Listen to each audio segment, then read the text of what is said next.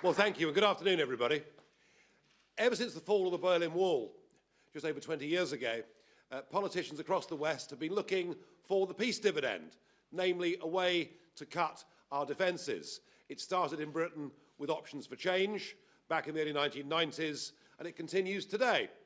And yet, the narrative in Westminster is that that's okay, because there are no votes in defence, people don't care about defence, it doesn't really matter. And that is the belief inside Westminster. And I have to say that UKIP believes that is wrong. We believe it's wrong in principle, because actually it is the first duty of government to defend the realm.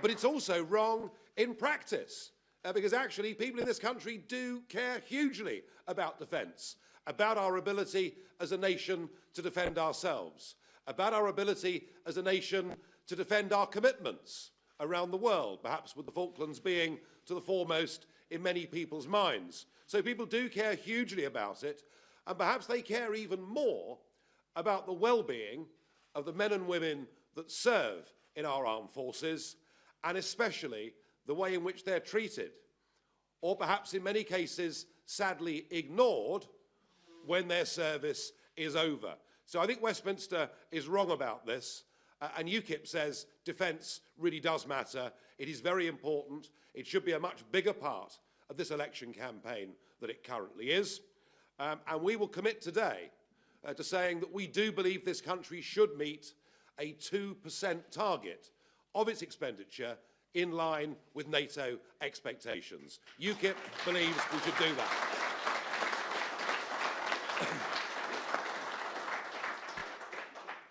Now, of course, that does mean, over the lifetime of the next Parliament, to meet that target, an extra £16 billion will have to be found. And I know that our critics will say, oh, well, this is typical of UKIP. They will say they're going to boost defence by saving money on the overseas aid budget. And the answer to our critics is quite simple. And we actually think that to be upping the overseas aid budget at a time the government has decimated our forces is the wrong set of priorities. And yes, we would use some of that budget.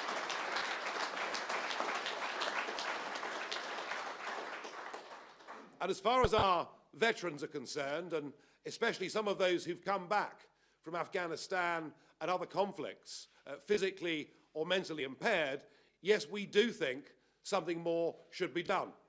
There is something called the military covenant.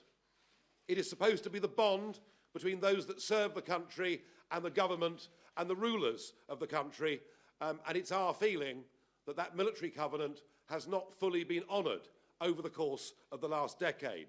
We think a big change is needed, and we see inspiration in other countries that have done this far better than we've done, Canada and many others.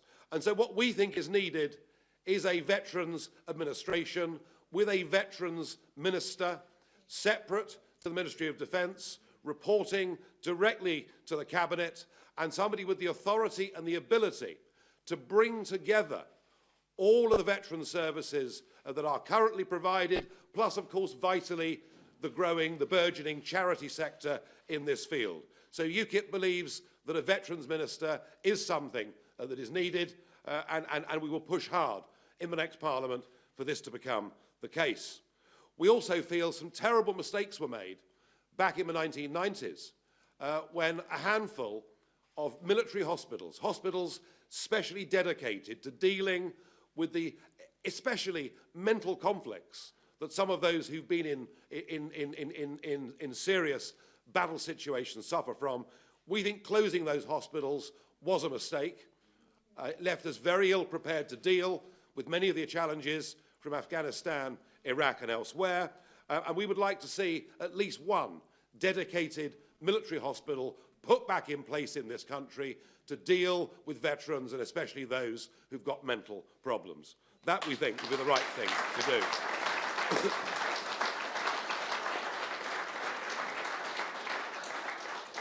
And we would like to see far more help, but perhaps to begin with, recognition for a problem that the more you examine it, the more worrying it becomes. Estimates are that up to 1 in 10 of people living homeless on the streets of this country, up to 1 in 10 of them are former servicemen and servicewomen who've fallen upon hard times, who've become dependent either on alcohol or on drugs, and for whom life has gone badly wrong. And we would like to see a fast tracking for people, for ex-servicemen and women to get mental health services. We'd like to see the establishment of some hostels dedicated to men and women from this background. And in putting these things together, and in doing these things, I think the government would then honour the military covenant, something that I believe the overwhelming proportion of the British people want our government to do. And we could also do something else for a very small sum of money that would make a lot of people very happy. You'll notice that there are many Cold War warriors throughout the 1950s and 60s who, when they attend a Remembrance Day service, don't have a medal of any kind to wear at all. And what we're proposing is the campaign that's now been running for some time. UKIP gives its full backing and its full endorsement to the campaign for a national defence medal, so that everybody who was served in the armed forces at any point in time will at least have a medal to wear on those Remembrance Day parades. For the cost of a few £100,000, millions of people would feel more engaged. What a good and a positive thing that would be to do.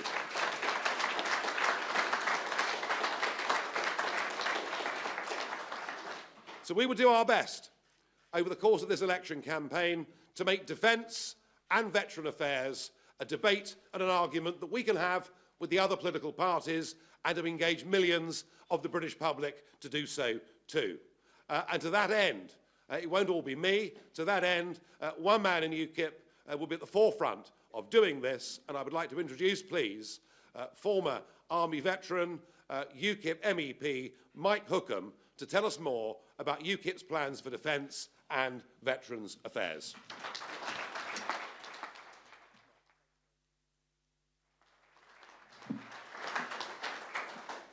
Thank you, Nigel. And what a good turnout. I didn't think I was that popular.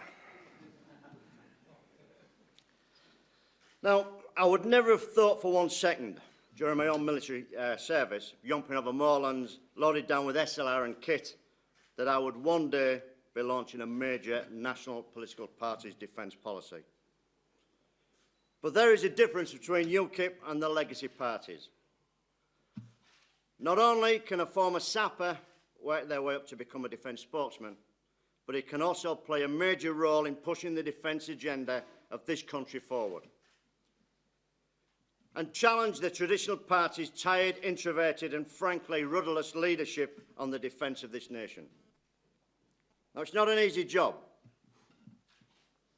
but as with our troops, whether they're training the Ukrainian armed forces, treating Ebola victims in Africa, or preparing to tackle terrorist threats around the world, it's a case of gritting your teeth and fighting for what you believe in. So I'll make it clear right from the start. I believe that defence of the realm is the first duty of government, and that the traditional parties have betrayed our dedicated and highly capable armed forces time and time again.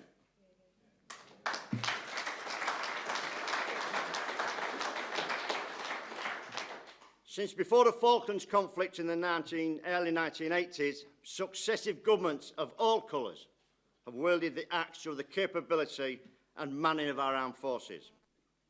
However, it was a coalition strategic defence and security review of 2010 that really hit hard, leaving our military on the brink of operational collapse.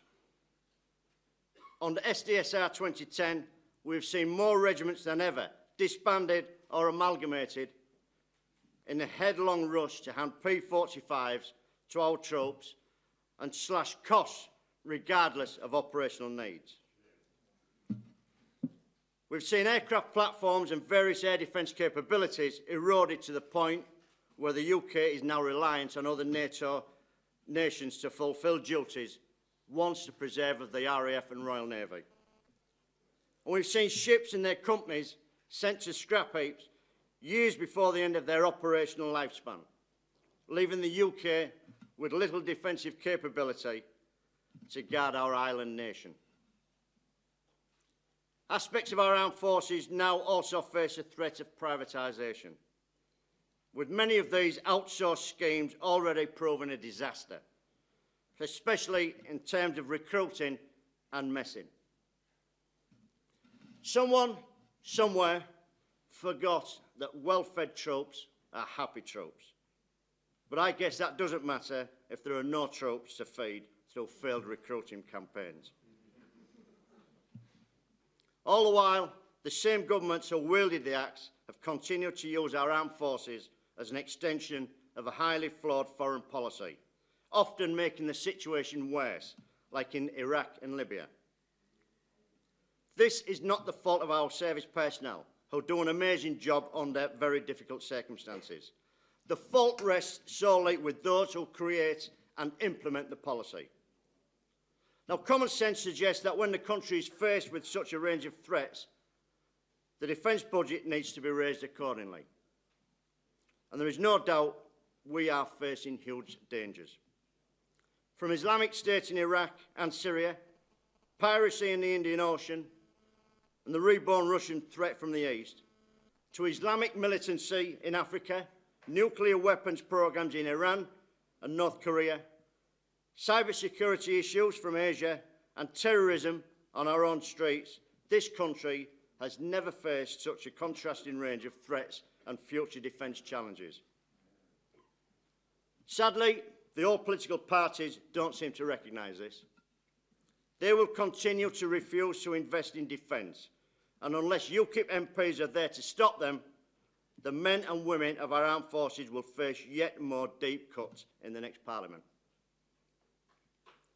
David Cameron has already attempted to hoodwink NATO and the people of this country by including military pension payments in this year's defence budget and attempting to include security services spending in next year's budget.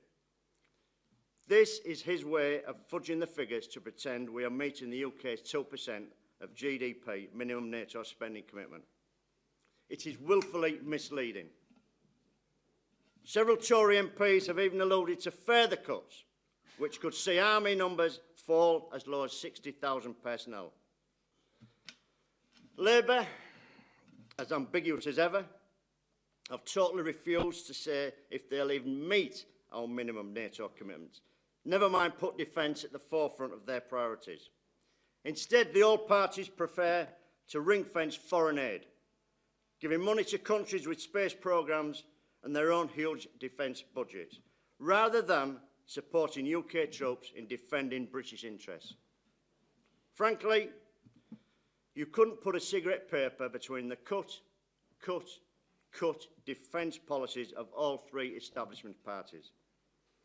And as for the Greens, well, they would happily see us with no armed forces whatsoever.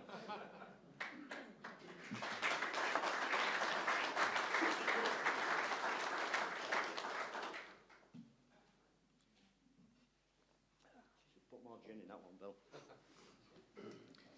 In rebutting our commitments, David Cameron and Philip Hammond will point to the new Queen Elizabeth aircraft carriers that are due to become operational in 2020, as they claim to be investing in defence.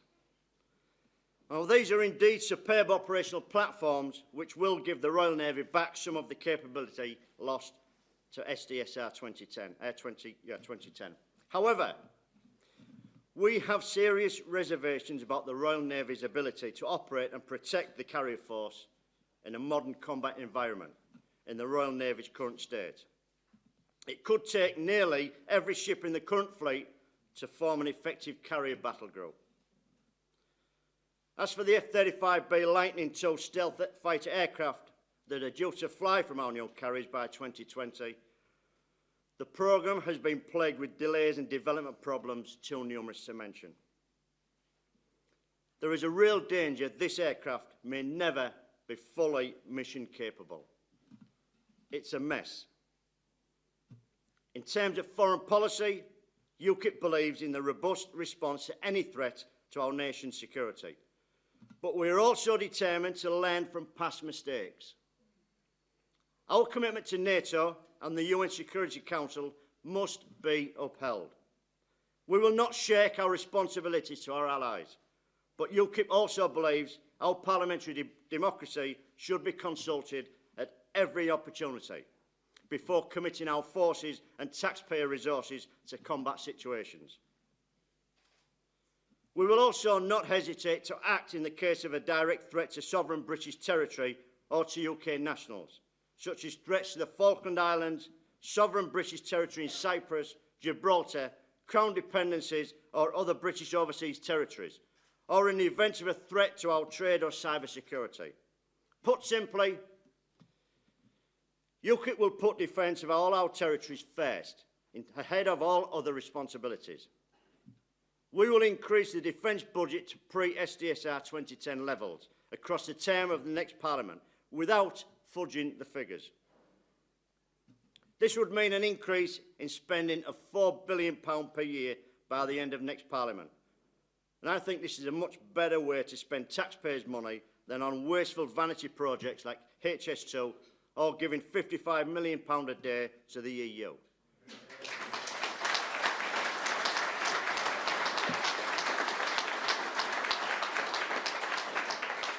Which sap the UK's ability to properly fund our public services, our armed forces and our infrastructure.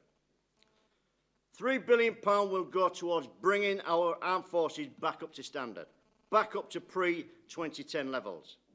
The extra £1 billion will be for the MOD to spend on capital projects as they feel necessary, with the proviso that, wherever possible, they issue contracts first and foremost to British companies.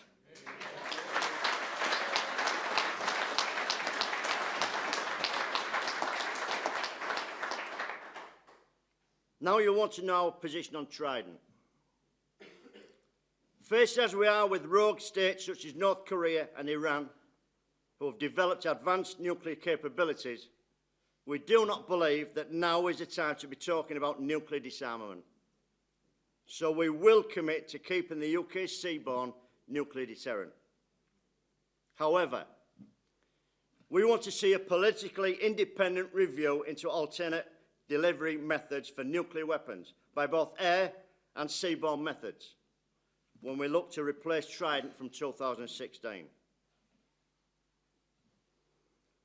Defence in all its forms is often intelligence-led, especially now we are faced with significant terrorist threats, both at home and abroad. Currently, British intelligence is fragmented between a number of agencies that have all different funding streams and report to different government departments. This generates a significant overlap in work and resources. We will create a new overarching role of Director of National Intelligence, who will be charged with reviewing UK intelligence and security in order to ensure threats are identified, monitored and dealt with by the swiftest, most appropriate and legal means. They will be responsible for bringing all services together, developing cyber security measures, cutting down on waste and encouraging information and resource sharing. I've talked about defence of our nation, and I want to turn to how we will support our brave war heroes who put their lives on the line for us. As a small pledge of gratitude to the dangers they face, UKIP will reverse the terms of service to ensure personnel on active duty overseas do not pay any income tax.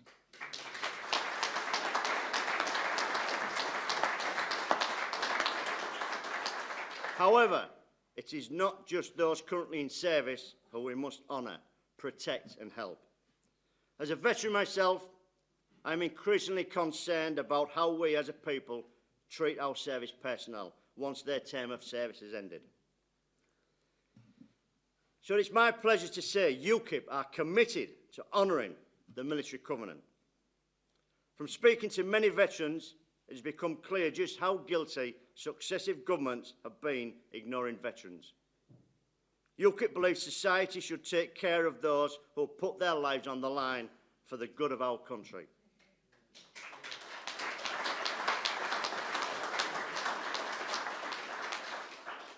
We will recognise how important they are by creating a standalone Minister for Veterans, who will be attached to the Cabinet Office, not the MOD. We must ensure that funding for veterans stays with veterans, and that veterans have their own dedicated minister who will not be distracted by other MOD-related tasks.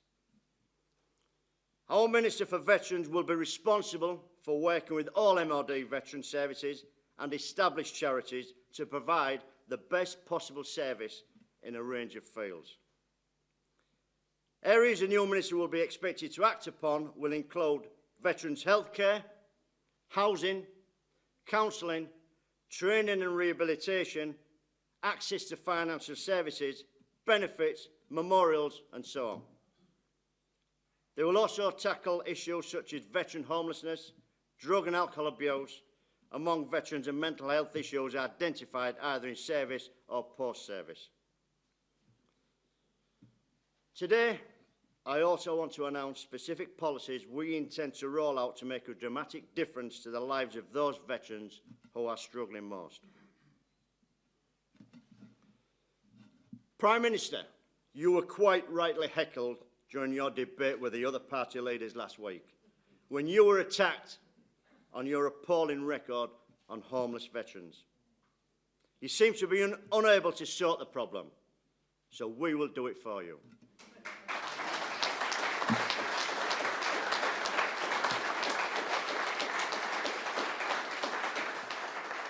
We will build 8 hostels for homeless ex-servicemen and women to help them get back on their feet. We will also build 500 low-rent homes specifically for veterans, as well as guaranteeing a job in the police force, border agency or prison service for every ex-serviceman or woman who has served for at least 12 years. And UKIP will rectify an inexcusable anomaly in the Armed Forces Compensation Scheme, making sure no veteran has to use their war pension to pay for social care whenever they were injured.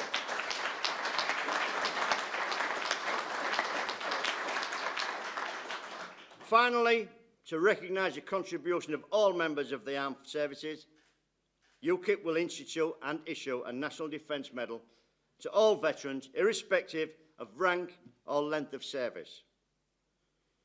Despite private members' bills and a long campaign by veterans, the other parties have refused to entertain the basic courtesy to our brave armed forces. UKIP will recognise their contribution with this much-deserved medal. Because UKIP holds a firm belief that all service personnel should be granted exactly the same entitlements as those who stood at their side, we will extend all these benefits to servicemen and women from overseas. To summarise, UKIP will boost our defence spending to essential levels and meet our international obligations. We will look after our veterans. At the same time, we will secure our borders, get more police on the streets and have safer prisons. So my message is clear today and simple. If you want strong armed forces and decent treatment for our veterans, then please vote UKIP.